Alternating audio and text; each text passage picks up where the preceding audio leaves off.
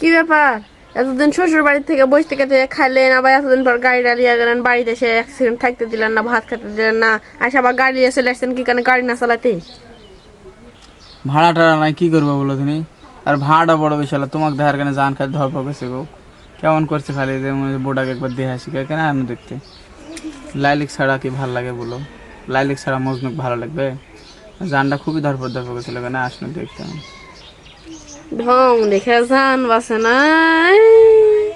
2 বছর থেকে ইয়া করে করে আজকে আবার ভালোবাসা উতলায় পড়ছে নাকি? উতলায় পড়বে কেন গো? আসলে কি জানো, সত্যি কথা বলতে হয় না। পুরুষ মানুষের দুর্বলতা বা তোমার মনে করো যে কোনো কিছু প্রকাশ করতে হয় না, প্রকাশ করলেই ক্ষতি। আর ভাড়া আগে না তুমি আগে? ভালো কথা বলছি, তখন আমি অভিনয় করছি তাহলে আগে আমি তারপরে ভাড়া। তো কি?